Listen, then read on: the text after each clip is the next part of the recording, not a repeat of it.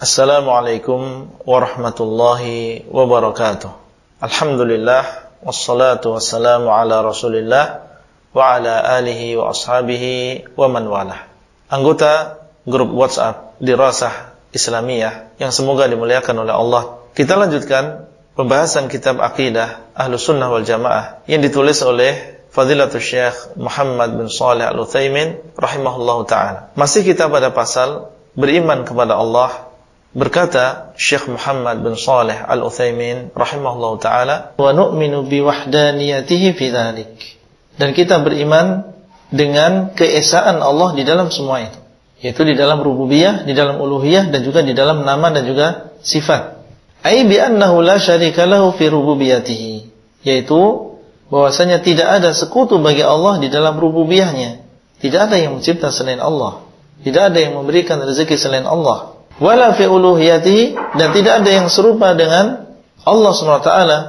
Tidak ada sekutu bagi Allah di dalam uluhiyahnya. Tidak ada yang menjadi sekutu bagi Allah di dalam uluhiyahnya, itu di dalam peribadatan. Tidak ada yang berhak disembah selain Allah, karena mereka tidak memiliki sifat-sifat rububiyah.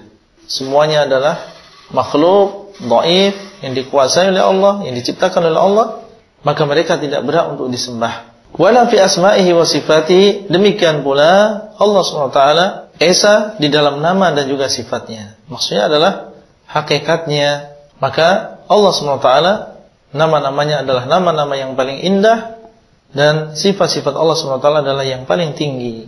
Tidak ada yang menyerupai Allah SWT di dalam hakikat nama dan juga sifat tadi. Adapun lafaz, maka mungkin seorang makhluk memiliki sifat yang lafaznya sama dengan sifat Allah. Dari sisi lafadznya, ya, Allah SWT memiliki sifat rahmah, dan kita sebagai manusia juga memiliki sifat rahmah, kasih sayang. Ini dari sisi lafadz mungkin sama.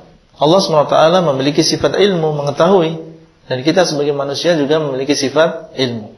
Allah SWT memiliki sifat al-hayah, hidup, dan kita sebagai manusia juga memiliki sifat al-hayah, hidup. Ini dari sisi lafadz sama, tapi dari sisi hakikat, maka hakikatnya adalah berbeda. Ilmu yang Allah miliki adalah ilmu yang maha, ilmu yang mencapai puncaknya.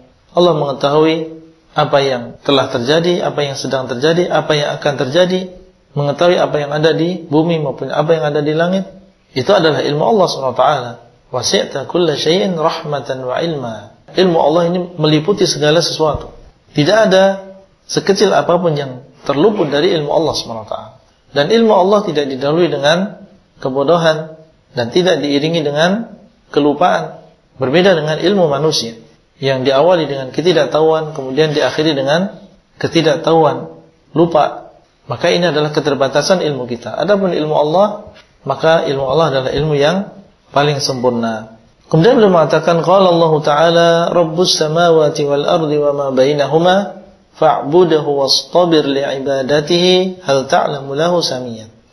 Allah SWT mengatakan, yang artinya Rabb bagi langit dan juga bumi dan apa yang ada di antara keduanya, maka adalah engkau menyembahnya dan bersabar di dalam beribadah kepadanya.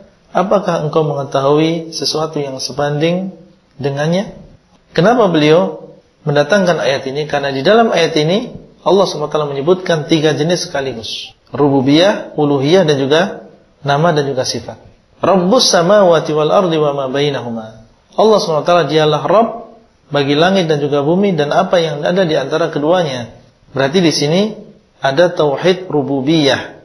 Karena kalimat Rabbu ini mencakup yang menciptakan, yang menguasai, yang mengatur alam semesta.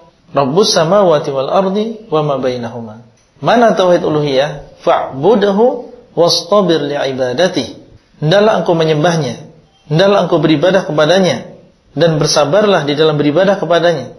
Fa'budhu maksudnya adalah esakan Allah di dalam ibadah. Itu namanya ibadatullah. Beribadah kepada Allah adalah mengesahkan Allah dalam ibadah. Adapun orang yang beribadah kepada Allah terkadang kemudian pada kesempatan yang lain beribadah kepada selain Allah, maka ini tidak dinamakan ibadatullah. Ibadatullah adalah mengesahkan Allah di dalam ibadah. Berarti di sini ada tauhid uluhiyah. Hal ta'lamu lahu samiyan, apakah engkau mengetahui sesuatu yang sebanding dengan Allah di dalam rububiyahnya, di dalam nama dan juga sifatnya? Menunjukkan di sini tentang iman kepada nama dan juga sifat Allah, dan bahwasanya tidak ada yang serupa dengan Allah SWT. Berarti 3 jenis ini disebutkan oleh Allah SWT di dalam Al-Quran. Dan kalau kita meneliti apa yang ada di dalam Al-Quran, di dalam sunnah Rasulullah SAW, maka tidak keluar yang dinamakan dengan tauhid dari 3 perkara ini. Mungkin mengesahkan Allah dalam rububiyah, mungkin mengesahkan Allah dalam uluhiyah, mungkin mengesahkan Allah dalam nama dan juga sifatnya. Makanya para ulama mereka menyimpulkan bahwasanya yang namanya tauhid itu ada 3 ini. Tidak keluar dari 3 jenis ini. Rububiyah, uluhiyah dengan nama dan juga sifat Allah SWT.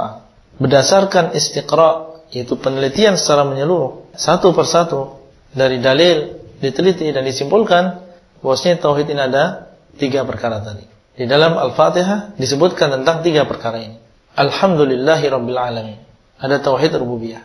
Kemudian Ar-Rahmanir Rahim, maka ini adalah tauhid asma dan juga sifat Allah SWT. Kemudian Iyyaka na'budu wa iyyaka nasta'in, ada tauhid uluhiyah. Surat yang terakhir di dalam Al-Quran yaitu surat An-Nas juga demikian.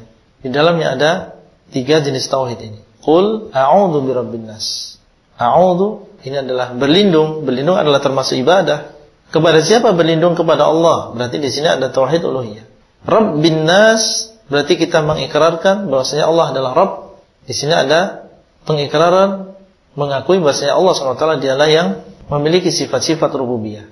Qul a'udzu birabbin nas, malikin nas. Di sini ada beriman dengan nama dan juga sifat Allah SWT. Ilahin nas, dialah yang disembah oleh manusia. Di sini ada tauhid uluhiyah.